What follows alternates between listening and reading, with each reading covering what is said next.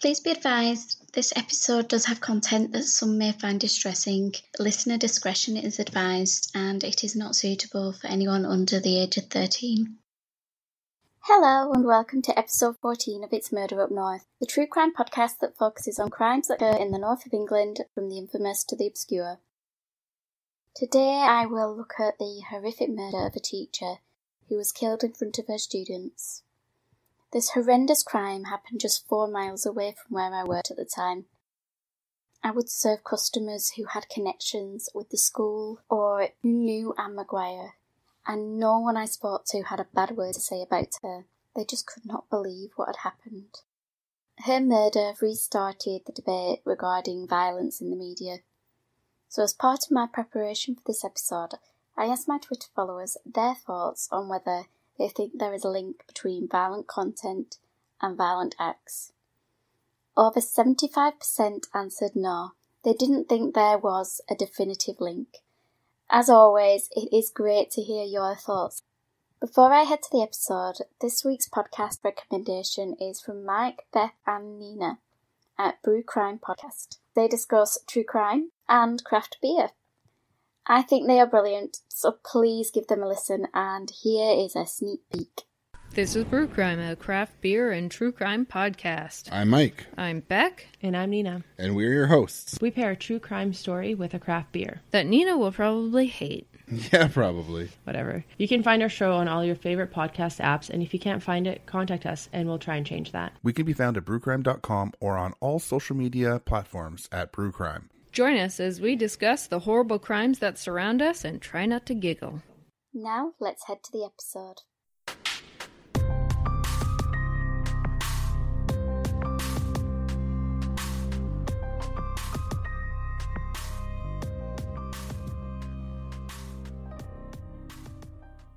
The sun rose on Monday the 28th of April 2014, accompanied by wispy white clouds that gently sailed across the sky. Gardens were filled with vibrant colours and the fragrance of spring, and the sweet serenade of birdsong floated on the breeze. In homes across Leeds, people were preparing for their day, rushing around, ensuring they hadn't forgotten anything, before heading out the door for work and school. Anne kissed her husband softly and waved goodbye as she headed off to Corpus Christi College on that bright spring morning. It was the beginning of a new school week, and as the pupils poured through the school gates that morning, birdsong gave way to the carefree chatter of friends, talking about their weekends. Laughter flowed through the corridors as the students filed into their classrooms, ready for registration. It was a typical morning. There were the usual stragglers who turned up after the bell had sounded, but names were ticked off in the register and lessons began. Year 10 pupils, those aged between 14 and 15, headed to their first lessons of the day. Maths, followed by science. Then it was time for GCSE Spanish with Mrs. Maguire, a kind yet firm 61-year-old who had started her teaching career at the school 40 years earlier. She was planning to retire in September and had already reduced her hours, but with exams just a matter of weeks away, she voluntarily came in that Monday to help her Spanish students revise. During the lesson, Mrs. Maguire split the class into 2 separate groups. Half were taken to another classroom to practice their Spanish speaking, while the rest worked on their writing. The 5'2" teacher, with her blonde shoulder-length hair and sunny disposition, moved periodically between the rooms to check on progress. After spending time with the writing group, Mrs. Maguire returned to assist a pupil with her speech. Leaning on the pupil's desk with her back to the door, Mrs. Maguire was focused on helping her student, in her usual encouraging manner, when suddenly she let out a loud gasp and shot upright. She cried out in pain as the knife blade was driven into her back. The blade struck her repeatedly in the upper back and neck. Mrs. Maguire turned around to see the cold eyes of her attacker, as she managed to avoid his blade, heading haphazardly towards the open door and out into the corridor. She clutched at her neck as she fled. The initial shock made way to terrified screams as the 6-foot-tall assailant stalked the injured teacher out of the classroom. She stumbled down the hallway, trying desperately to get away from her pursuer. Another teacher heard the commotion and left her classroom to see what was happening. Susan Francis walked straight into Mrs. Maguire, who collapsed into her arms and moaned weakly. "He stabbed me in the neck. I'm dying." Glancing down the hallway, the teacher's eyes met the gleeful gaze of the attacker, and swiftly she helped Mrs. Maguire into the classroom and barricaded the door with her foot. Susan frantically held the door shut as the assailant attempted to gain access. After a couple of failed attempts to break through the door, the attacker's footsteps could be heard moving away from the room. Mrs. Maguire lay on the cold classroom floor, her rosy complexion growing pale as her blood pooled around her. Susan tried desperately to stem the bleeding and fought to keep her colleague conscious. "Come on, Anne. Stay with me. Tell me about your girls. What have Emma and Carrie been doing lately?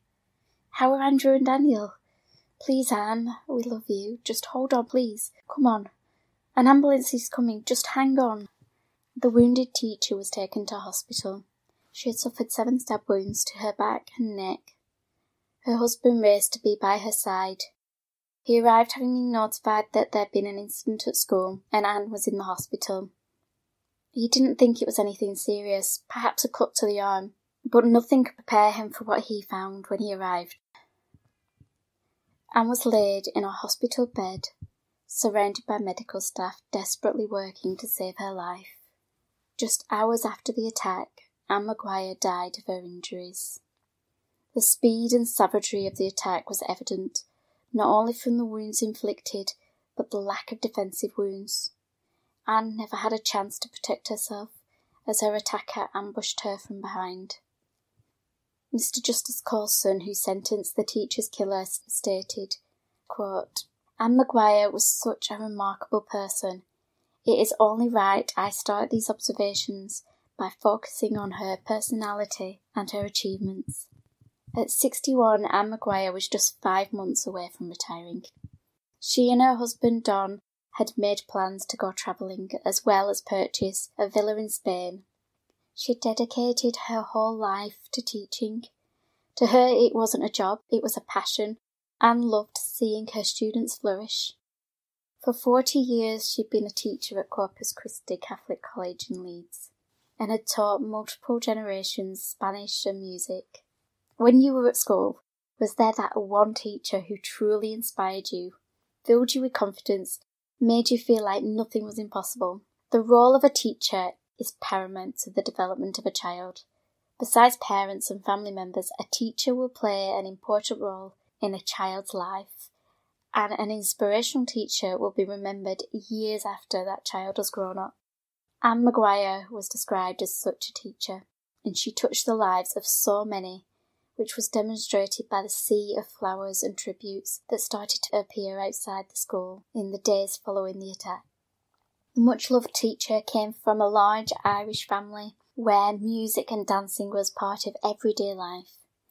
Growing up in Wigan near Manchester, she enjoyed anything that involved dance, music and drama, and she was inspired to become a teacher by 2 of her favourite teachers at school. After leaving school, Anne spent a year in Madrid, Spain, soaking up the language and the culture, before returning to the UK to attend teaching college in Leeds. It was here she met and fell in love with Don, her future husband. Both of them began working at Corpus Christi College in the Halton Moor area of the city. Don taught maths and sociology, and former pupils remembered him for having a great sense of humour. However, he left teaching to pursue his own gardening business. Anne, on the other hand, had discovered her passion. She excelled at teaching and made Spanish lessons fun and fascinating. At lunchtimes, she would hold guitar lessons. She was always the kind of teacher that people found they could confide in.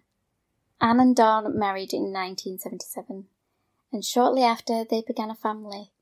They had 2 beautiful daughters, Carrie and Emma, in whom Anne instilled the same love of the arts, with both daughters attending the Royal Ballet School in London. While they were at boarding school, Emma told You magazine that her mum helped her to settle by recording herself reading the works of Jane Austen, so her daughters could hear her voice every night as they went to sleep. She treated her pupils in the same manner she treated her children, with a caring and encouraging demeanour, which was backed by a sterner approach when needed. One former pupil, the author Anthony Maguire, told The Telegraph, "What I remember most about her was her determination to get the best from us, to put into our heads what we needed to get through, to get by. That caring, that intensity could at times spill over into fierceness, goaded by some jackass or when she came across bullying or unkindness in others. But it isn't the fierceness that I remember when I think of her. I think of her face, always on the verge of a smile, her consideration, the way she listened when you spoke to her and tried to answer rather than fob you off. I remember her kindness and consideration for me." Her loving nature was demonstrated at a time of great grief for Anne and her family, when her 35-year-old sister Eileen died of cancer, leaving behind her 6- and 8-year-old sons. Despite having 2 children of her own, her nephews were welcomed into their home, and Anne raised them as if they were her own sons. Everything I read about Anne Maguire just speaks to the wonderful and inspirational woman she was. Described by her siblings as being like a second mum, which was also how many of her current and past pupils had seen her. Anne had taught 3 generations of pupils at the school. I am sure on many occasions she would speak to a pupil or watch a student and think, "You're just like your mum or your dad." For someone who meant so much to so many, the community were devastated by her death. No one had a bad word to say against Anne. She was a compassionate and supportive individual with a bubbly personality and a positive attitude. Everyone who had the pleasure to have known her stated how she would be there for them in a heartbeat, not just as a teacher, but as someone you could confide in, who could lift you up when you were down. How could anyone want to kill this wonderful, well-loved person who had a heart of gold? Normally in cases like this, you would expect the assailant to be someone close to her, her husband or someone she scorned. But when it emerged that her attacker was one of her own pupils, a 15-year-old boy, it made her death even more incomprehensible. For the first time in UK history, a teacher had been killed in their own classroom by a student. Schools are seen as safe places. They are meant to be positive and nurturing environments. So for a teacher to be killed in such a horrific manner by a student in a classroom full of children destroyed that feeling of security. The attack started a debate on how safe our schools were. Teachers had already been given the powers to search a pupil if they felt they were concealing a weapon, but there were calls for further measures, including security guards and metal detectors. Sky News investigated the extent of weapons in the UK schools in the 3 years prior to Anne Maguire's murder, and they revealed that since 2011, 984 pupils have been caught with weapons in school. These ranged from knives, handguns, baseball bats with nails embedded in the wood, and a meat cleaver. 80 of those found carrying weapons were under the age of 11 and attended primary school. The youngest was just 8 years old. So how safe were our schools? The police were eager to state that this attack on Anne was an isolated incident. Unfortunately, it was and still is an extremely rare occurrence. But what could cause a 15-year-old boy to attack his teacher in the classroom? Her attacker was William Cornick, the son of Ian and Michelle, who was born on the 26th of June 1998. Will and his older brother were raised in a stable and loving home, with none of the usual trauma that is often associated with violent offenders. He was not abused, and there were no signs of him being affected by any psychological issues. He was a normal, happy, healthy little boy.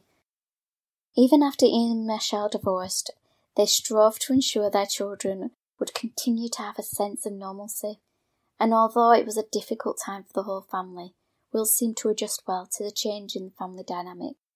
Will Cornick was very intelligent, considered a high achiever at school, and with a 100% attendance record, he was viewed as a model pupil. By 2013, a year ahead of most of his classmates, he had already gained 5 GCSEs. He had a dream of joining the army. It was something he had aspired to do since he was very young, and he had focused all his energy into making his dream a reality. Will had planned out exactly what he needed to do to reach his goal, but fate would intervene. When he was 12, while on holiday in Cornwall, in the southwest of England, Will collapsed and was rushed to hospital. After numerous tests to determine the cause of the episode, it was discovered that the boy had type 1 diabetes. The NHS state that type 1 diabetes causes the level of glucose in your blood to become too high. It happens when your body can't produce enough of a hormone called insulin, which controls blood glucose. You need daily injections of insulin to keep your blood glucose levels under control. Although a manageable disorder, it was a medical condition that prevented Will from fulfilling his dream of joining the army. He was understandably devastated by the diagnosis, and his father claimed that it was after this that Will's personality began to change. He became quieter and more withdrawn, and at school he was seen as a loner. For a short while afterwards he did resort to self-harming. However, he was still an attentive pupil who was maintaining his grades and his attendance. But as time passed, he began to dislike certain subjects. He complained to his parents that he didn't like Spanish, but who can honestly say they loved every lesson they had at school? And for every good teacher, there's that one teacher we just didn't agree with. For me, it was our electronics teacher, who used to pin your homework on the board and highlight every mistake to the whole class. For a pupil with low self-esteem, it crushed my confidence, and I grew to hate going to his lessons. His parents would naturally have thought it's normal for a child to prefer one subject over another, so they wouldn't have had any reason for concern. Will's dislike of Spanish manifested over time into a disdain for his teacher, Anne Maguire.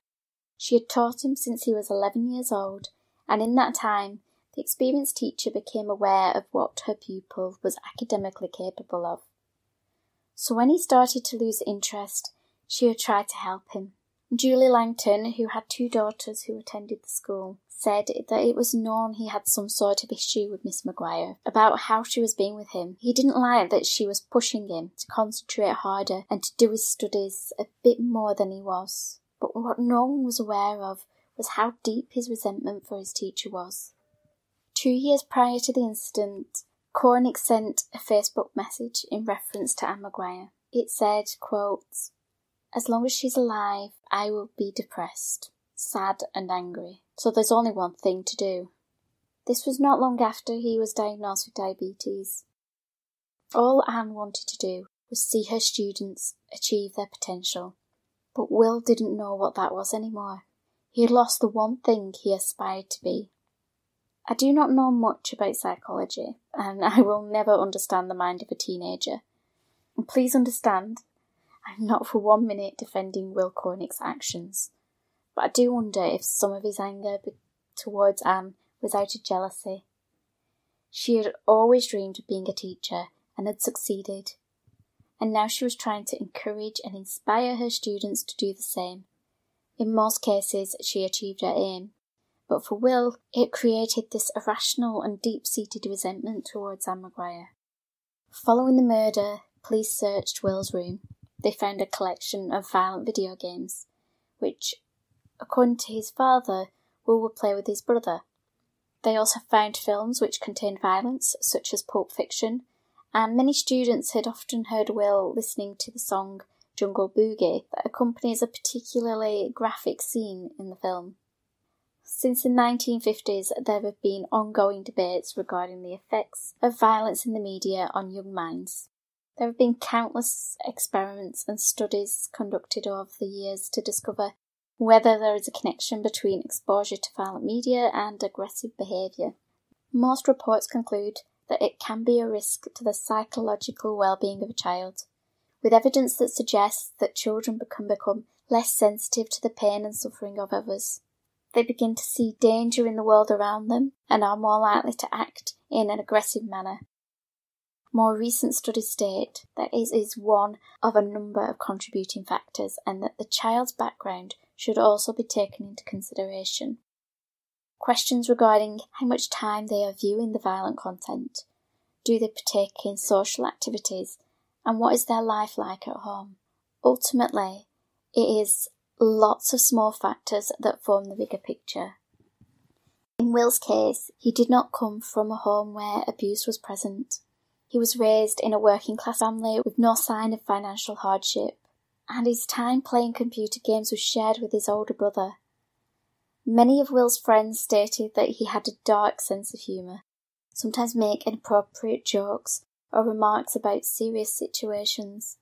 But there has to be thousands of people in the world who do the same, using humour as a way to deal with stressful or upsetting situations. It does explain why comments he made prior to the murder were not treated seriously. Those who knew him just assumed he was being his usual self. It's only after he committed the crime that people started to reflect on conversations they had with him, mainly through social media. Will's Facebook messages gave investigators a glimpse into the mind of the teenager. At first, there were threats to damage property. In one message he wrote, "Let's break into school, smash everything in Spanish, then get drunk, do it again and punch some walls." The tone of his messages changed, following an altercation with Mrs. Maguire in which she reprimanded him for not completing his homework. She sent him to detention as a punishment. This meant he would be banned from participating in a school trip. Despite being forbidden to go on the trip, he went anyway. This insolent behaviour led to him being placed in a day's isolation, which basically meant he had to do his schoolwork and have lunch alone. His parents were also asked to attend a meeting to discuss their son's behaviour. This only fueled Will's anger more, and his online correspondence reflected his growing aggression. He offered to pay another student a tenner, or £10, to brutally kill Anne Maguire. In another message sent on Christmas Eve in 2013, he asked, "So, if I killed Maguire on Tuesday in school, will you bail me out?" This coincided with him changing his profile picture to the Grim Reaper, and shortly after that, he wrote another private message which read, "The only absolute bitch that deserves more than death, more than pain and more than torture, more than anything we can understand." He was becoming increasingly antagonistic towards Anne Maguire. In the weeks leading up to her death, his private exchanges on social media were the only thing to suggest that he was becoming unhinged. Now you can argue that his parents should have been able to view his Facebook activity, but we are all entitled to our privacy. It is a very difficult debate. Do we allow them their privacy or not? On the morning of Monday the 28th of April, Will Cornick got ready for school as usual. When he left his dad's house, Ian Cornick had no idea what his son had planned. Will took a detour as he headed to school. He stopped at his mum's house. Knowing she was on holiday, he let himself in and headed to the kitchen. He surveyed the range of knives in the drawer and checked how easy they were to conceal. He settled on a knife with a 21-inch blade that he could hide easily, and then he left the house, locked the door and calmly headed to school. As pupils assembled in the form room for registration, Will sat playing a game of cards with a friend. When it was time to head to lessons, the friend suggested another game the next day, to which Will replied, "I won't be here tomorrow." With no time to question his answer, the friend walked away, wondering what he meant by the comment. Perhaps he had a hospital appointment, or maybe he was planning to play truant. During maths, Will was attentive and got on with his work. He participated in conversations about the end-of-year prom, and the gossip about who was going and with whom, and making plans about how they were going to arrive and what they were going to wear. It was an exciting topic of discussion. However, when asked if he was going, Will responded that he wouldn't be around by then. When asked what he meant, he just shrugged and went back to work. An hour before the attack, Will was in science. He was either getting increasingly anxious or excited about what he had planned, because he began to boast to his classmates. He told them he had come armed with knives and had brought a bottle of Jack Daniel's whiskey to celebrate after he had murdered Mrs. Maguire. He then turned to a boy who was going to be in his Spanish class with him and asked him to film the attack on his phone. Of the 10 students Will disclosed his plan to, the majority didn't take him seriously. They just thought it was Will being his usual dark-humoured Will. Others were frightened to speak up, especially after Will threatened to kill anyone who revealed his plan. At the end of class, he headed to Anne Maguire's Spanish lesson. He took his seat as Mrs. Maguire cheerfully welcomed the students, unaware that she would soon be viciously attacked by someone in her own classroom. After splitting them into separate classrooms, Anne flitted between the two groups.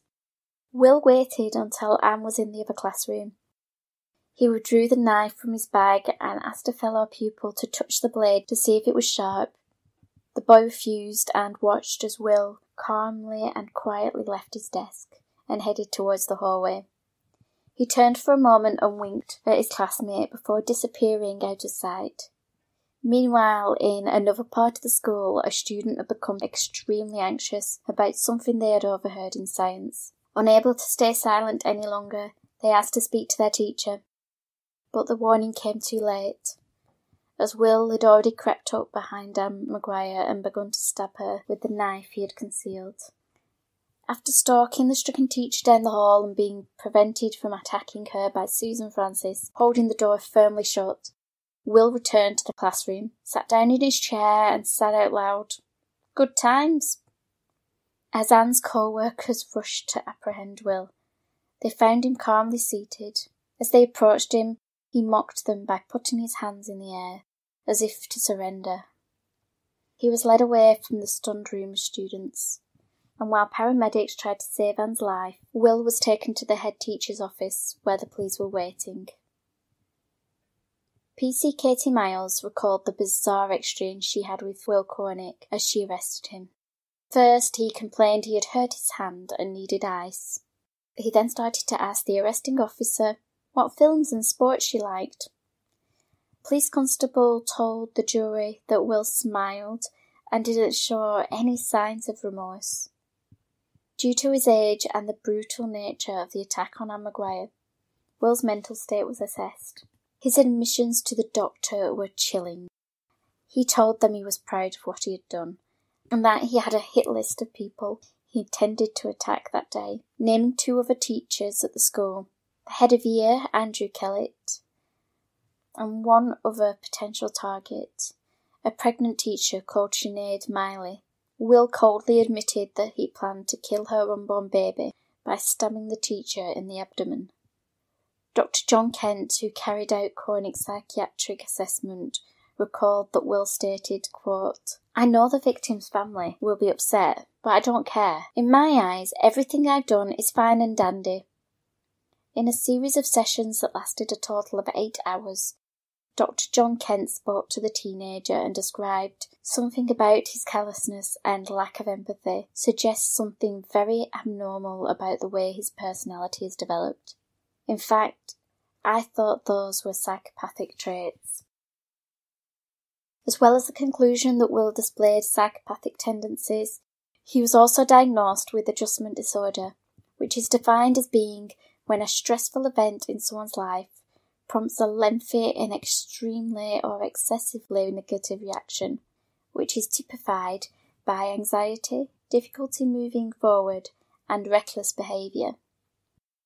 In cases like this, my thoughts are naturally with the family and friends of the victim. However, as a mum myself, I cannot help wonder how I would feel if it was my child who had committed such a horrific crime. This case especially unnerves me, as the parents didn't see any behaviour that would have been cause for concern. It was Prosecutor Paul Greene, QC, who pointed out to the courtroom at Leeds Crown Court Will Cornick's parents were decent people and responsible parents, They are at a loss to understand how and why their son has turned out as he has, and they have been cooperating fully with the police and with the prosecution.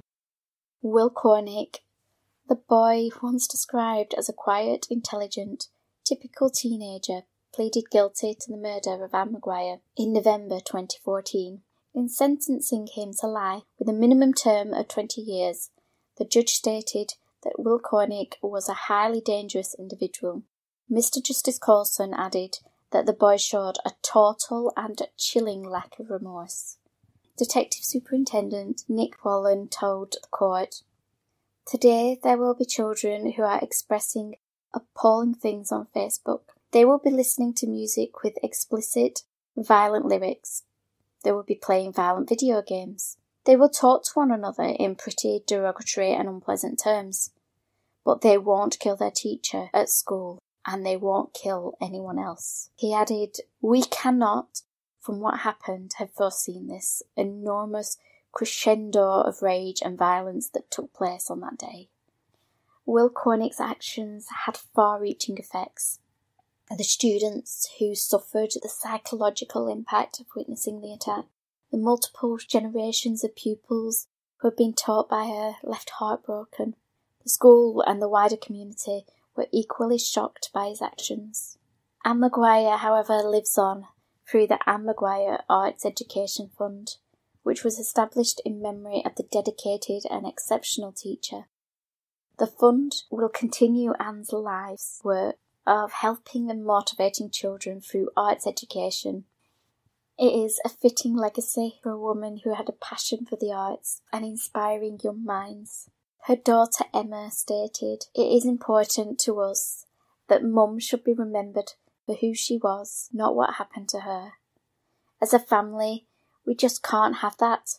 She was such a positive, amazing person. What matters was what she stood for."